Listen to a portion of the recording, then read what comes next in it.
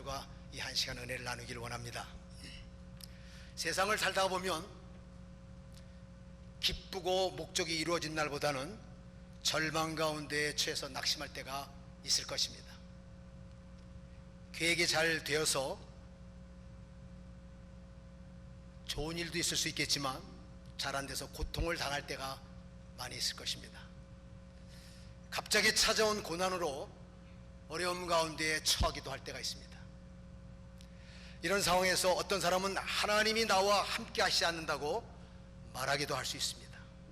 그리고 그나마 있던 그 믿음도 흔들리기도 시작을 합니다. 여러분, 예수님을 믿고 하나님께 찬양드리고 기쁨도 있겠지만은 예수님을 믿는다고 고난이 다 없는 것은 아닙니다. 오히려 예수님을 믿기 전보다 더 큰 불같은 시련과 역경을 만날 수가 있다고 하는 것입니다. 그러나 거기엔 하나님의 사랑이 있기에 끝까지 믿음을 지키면 반드시 행복이 다시 찾아올 줄로 믿습니다. 지금부터 2001년이면요 18년 전입니다. 9월 11일 여러분들 기억나십니까? 비행기로 납치돼서 미국의 뉴욕 세계 무역센터 쌍둥이 건물이 붕괴되는 장면을 여러분들은 기억하고 있을 것입니다. 이 테러 사건으로 그때 당시에 2966명의 희생자가 발생했습니다. 그 희생자 속에는 그리스도인들도 상당수가 있었다고 합니다. 납치된 비행기의 승객들을 추락 직전까지 침착하게 기내 사항을 밖으로 알렸던 스튜디오스가 있습니다. 지금 저희 비행기가 납치됐습니다. 그리고 국토부에 이 전화를 직접 걸었습니다. 지금 비행기 상공을 날아가고 있습니다. 결국 그 스튜디오스는 그 인질들한테 총을 맞아 죽습니다. 그때 당시 미국 상공에 떴던 비행기가 5,000대가 하늘에 떠 있었다고 합니다. 5,000대가. 그 두 비행기 때문에 4,988대를 내리게 할 것이냐? 그러면 그 모든 비용을 다 지불해야 되고 국가의 대통령을 비롯한 요직들이 굉장히 짧은 시간에 깊이 결단을 내렸던 시간이라고 합니다. 그러나 내리지 못하고 그냥 그 비행기가 갔습니다. 절박했던 그 순간에 한 가족에 대한 사랑을 전한 안타까운 사연들을 녹취된 걸 제가 들었습니다. 다음은 그 한 희생자의 아내와 녹취됐던 내용입니다.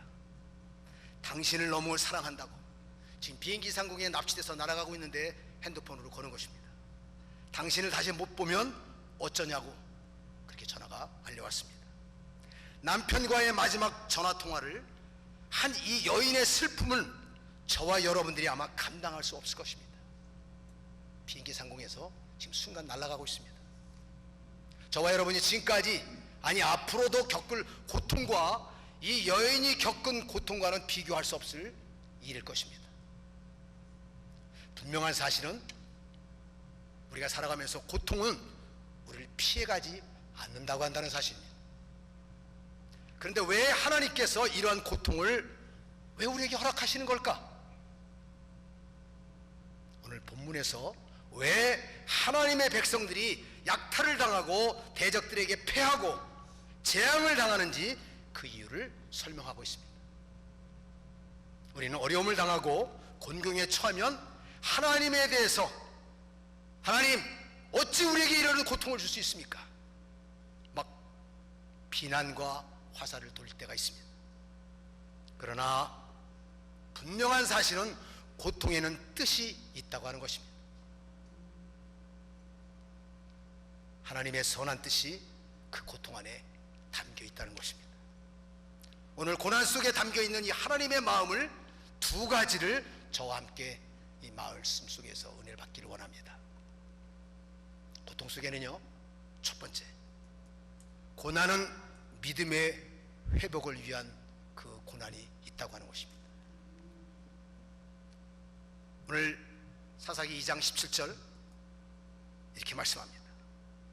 그들이 그 사사도 청종치 아니하고 돌이켜 다른 신들을 음란하듯 쫓아 그들에게 절하고 여호와의 명령을 순종하던 그 열조에 행한 길을 속히 치우쳐 떠나서 그와 같이 행치 아니하였더라 라고 말씀합니다.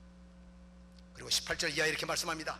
이는 그들이 대적에게 압박과 괴롭게 함을 받아 슬퍼 부르짖음이라고 말씀합니다. 이스라엘 백성이요, 하나님이 주신 명령을 잊어버렸습니다. 내가 열심히 하나님을 믿고 있는데 그냥 삶 속에 하나님 습관적으로 믿는 거지 진정 내 마음속에 하나님의 말씀대로 살아가지를 않는다는 거예요. 하나님의 백성으로서의 맛을 상실하게 되자 하나님은 이스라엘 백성들을 징계하십니다. 사랑도 하시지만 하나님 말씀을 어기고 말씀에 불순종할 때 하나님 말씀하십니다. 사랑하기 때문에 징계한다.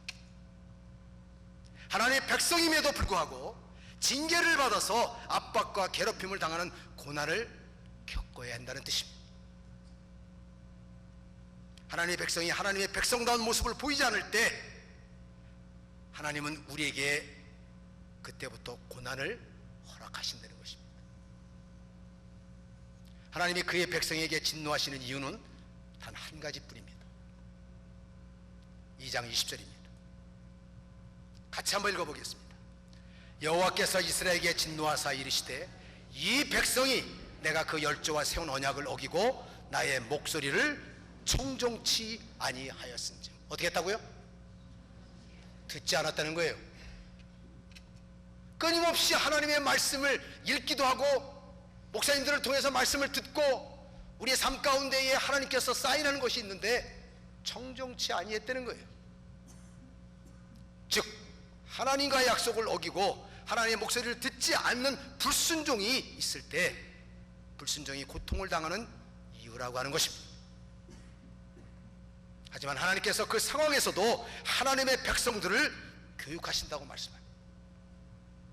하나님은 고난을 통해서 우리에게 무엇이라고 외치고 계십니다.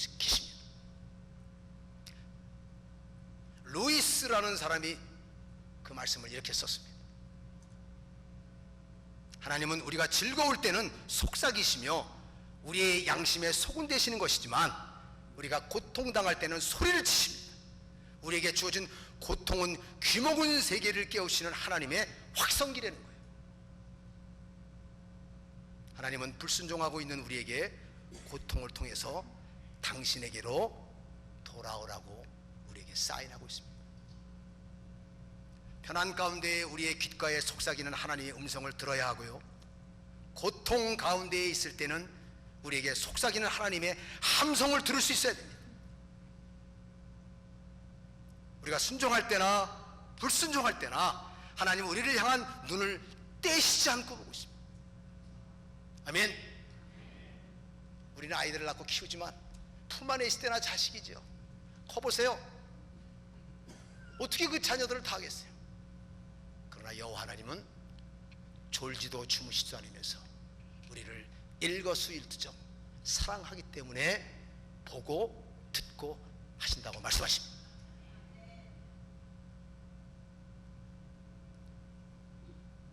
우리가 불순종하면요, 하나님은 하나님만 의뢰하도록 고통을 중에서 고난을 통해서 우리에게 간섭하시고 오신다는 겁니다.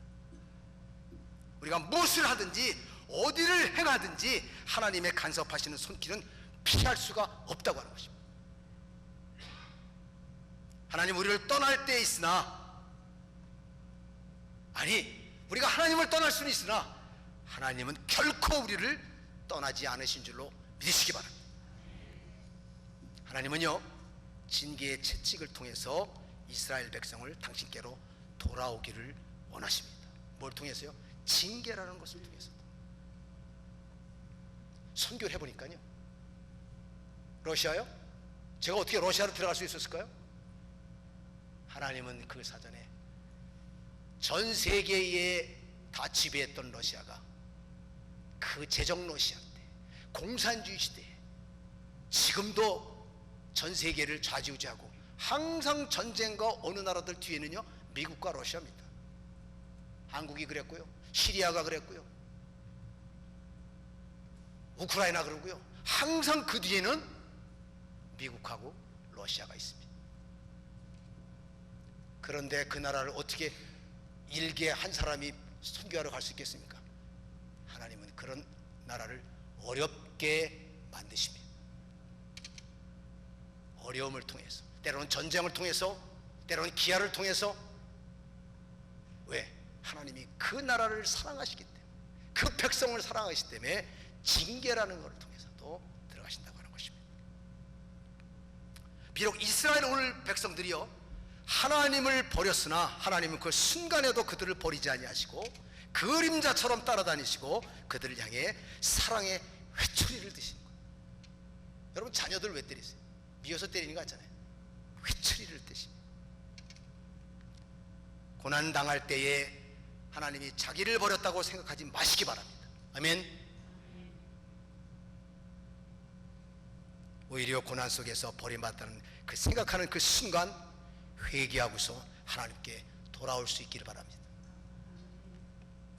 인생의 모든 비극은 하나님을 거절할 때에 찾아옵니다. 간단합니다. 내가 사업이 안 될 때, 모든 것이 다 안 될 때, 그 안에 하나님보다도 먼저 내가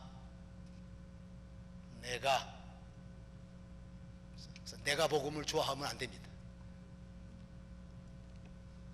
이해가 잘 안 되시는 것 같아요. 그러나 가장 깊은 절망적인 상황 속에서도 하나님은 은혜의 빛을 우리에게 비춰주신다는 것입니다. 여러분, 장로님이 의사시고 타 계신데 감히 의사분들에게 말씀 계신데도 말씀드렸지만, 여러분, 고통 가운데 정말 무서운 고통이 뭔지 아세요? 고통이 있는데 아픔을 모르는 고통이에요. 하나님이 주신 사인인데, 아프다고 하는 건요 너에게 지금 이상이 있다는 것을 통증을 통해서 주시는 건데, 내가 통증을 몰라요. 그거 어떻게 되겠어요? 손에서 지금 피가 막 나는데 아무 통증을 몰라. 하나님은요 통증을 통해서, 우리에게 고통을 통해서 하나님이 우리에게 부르신 줄로 믿습니다. 오늘 18절 말씀합니다. 그들이 대적에게 압박과 괴롭게 함을 받아 슬피 부르짖음으로 여호와께서 뜻을 돌이켜줬다는 거예요. 무슨 말씀이에요? 그렇게 징계하지만 그들이 돌이켜서서 하나님 앞에 슬피 울며 부르짖고 회개한다면 하나님의 징계하다가도 뜻이 돌아쓰시겠다는 겁니다. 할렐루야! 이게 우리의 은혜, 큰 은혜입니다. 우리 큰 은혜입니다. 하나님은 비록 당신을 버리고 우상에게 절하고 있는 그 패역한 백성일지라도 그들이 고난을 당해서 슬피 부르짖을 때에 뜻을 돌이키시고 구원의 손길을 내미신다는 거예요. 우리가 회개하고 하나님께 돌아가기만 한다면 언제든지 다시 받아주시고 은혜를 베풀어 주신다고 사사기서는 말씀하고 있습니다. 그러므로 지금 하나님을 떠나 있다면, 아니 떠나 있는 것도 모른다면, 하나님 앞에 불순종의 회개를 생각하고 하나님께 돌아올 수 있는 찬스, 기회가 될 수 있기를 바랍니다. 여러분은 고통스럽게 하고 있는 것이 무엇입니까? 한번 이 시간의 말씀 가운데 깊이 생각해 봤으면 좋겠습니다. 고통이 뭔지도 모르는 분들이 상당히 많아요. 뭔지는 모르지만 답답해. 될 것 같은데 안 돼. 그 고통이 어떤 색깔이고 어떤 컬러인지는 전 모르겠습니다. 여러분을 고통스럽게 하는 것이 오히려 지금 그 고통을 통해서 하나님께서 여러분들을 하나님으로 다시 안내해 주는 고통인 줄로 받으시기 바랍니다. 두 번째로요, 이 고난은 밋밋할 때에 믿음을 성장시키는 활력소입니다. 뭐가요? 고난이, 고통이 뜨뜨미지근할 때, 수십 년은 내가 교회를 다녀도 그리스도의 향기 냄새가 안 날 때, 오늘 2장 7절에 같이 읽어보겠습니다. 백성이 여호수아에 사는 날 동안과 여호수아의 뒤에 생존한 장로들 곧 여호와께서 이스라엘을 위하여 행하신 모든 큰 일을 본 자의 사는 날 동안에 여호와를 섬겼더라. 10절입니다. 그 세대 사람들도 다 그 열조들에게 돌아갔고 그 후에 일어난 다른 세대는 여호와를 알지 못하며 여호와께서 이스라엘을 위하여 행하신 일도 알지 못하였더라. 하나님의 크신 역사를 봄으로써 형성된 이스라엘 초대의 1세대들은요 체험적인 신앙을 갖고 있습니다. 그들로 하여금 하나님을 섬기는 자로서 나아가게 다시 됐다는 것입니다. 하나님의 놀라운 일을 체험함으로 인해서 그 하나님을 버릴 수가 없게 됐다는 것입니다. 제가 선교사로 사역하면서요 경험과 간증으로 이 말씀 가운데 내가 체험한 게 있습니다. 저 같은 사람을, 아니 저와 여러분들을 하나님께서 찾아와 주셔서 믿음 갖게 해주시고 구원해 주신 거 얼마나 감사합니다. 가격으로 계산도 안 될 수가 없죠. 근데 하나님은요 공짜가 없으신 것 같아요. 그렇게 해서 값없이 저희를 구원해 주셨는데, 저를 통해서, 여러분들을 통해서 영광 받기 위해서 저와 여러분에게 다른 사람 똑같지 않은 독특한 은사를 그때부터 주십니다. 다 똑같지 않아요.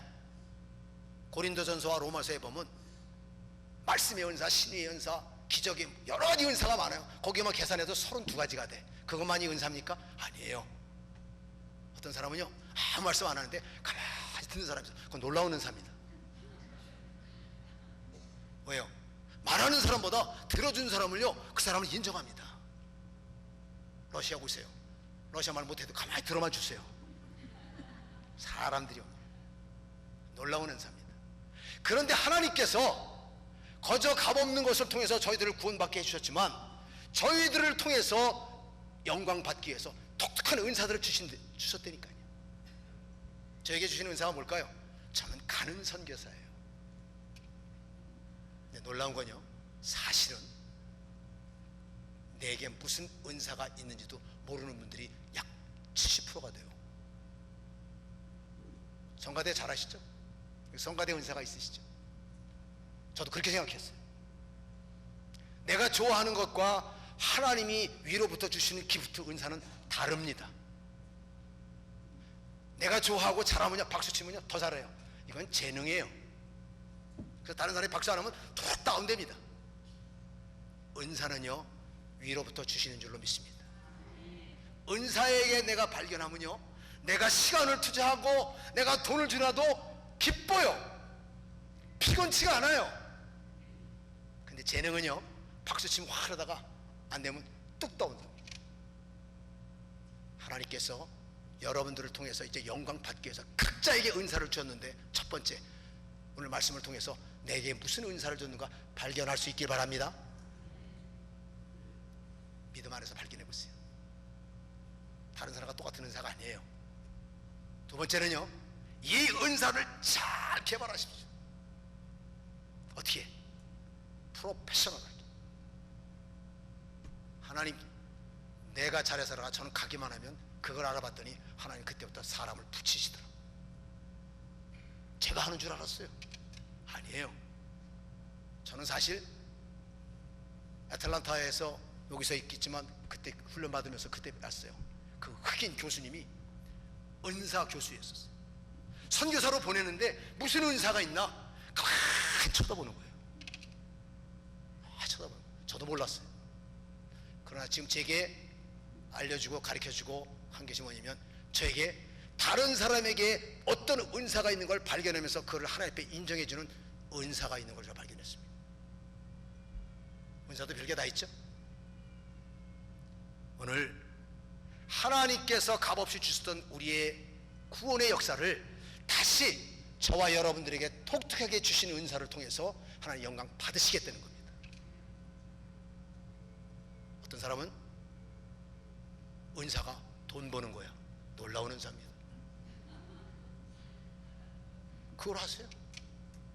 어떤 사람은 아까 말씀드렸죠, 그냥 가만히 말도 못하고 말도 잘 주변 머리도 없더라고. 승이 주신가 봐. 그런데 놀라운 사람은 남 다른 얘기를 들어주는 거예요. 이거 쉬운 거 아닙니다. 억지로 해서요? 아니에요. 오늘 말씀합니다. 하나님께서 그 앞전의 시대는, 앞전의 세대 사람들은 체험을 한 세대예요.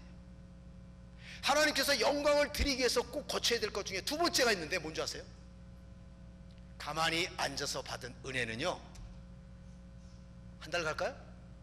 여러분 아마 나가면 다 잊어먹을 거요. 그래도 은혜 받습니다. 그런데 하나님께서 제게 주신 것을 통해서 영광 받기 위해서 꼭 거쳐야 될 문제가 하나가 있는데, 그거는 대가를 지불하는 걸 주십니다. 이건요 안 잊어먹습니다. 뼈에 새기게 됩니다. 뇌에 새기게 됩니다. 돌에 새기게 돼요. 그러나 내가 체험적으로 대가를 치르지 않은 것은 바람에 날아갑니다. 물에 날아갑니다. 하나님께서 고통과 고난을 통해서 하는 것 가운데 내가 체험적으로 느끼게 하는 것이 있어요. 어떤 분은요 그걸 통해서 완전히 180도 인생이 바뀌어지신 분들도 있어요. 왜?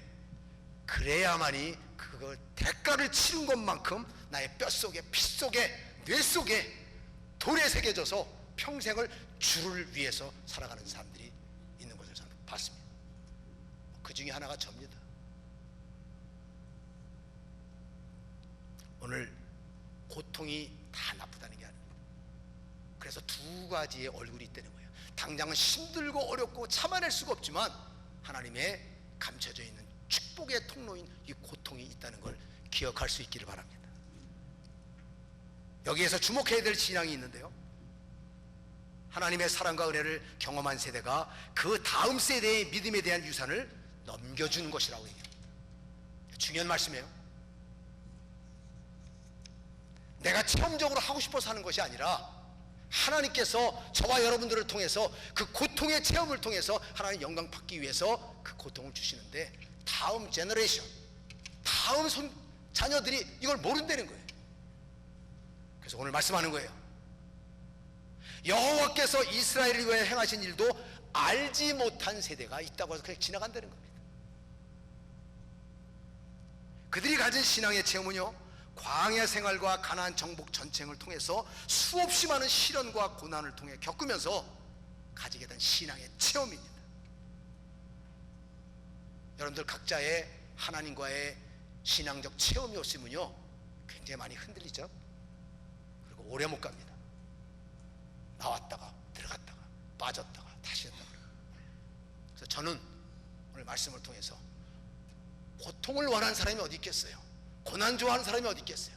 그러나 하나님이 여기에 깊은 두 가지 얼굴이 있는데, 하나님의 체험을 통해서 여러분들을 다시 축복하시겠다고 하는 것입니다. 사랑하는 여러분,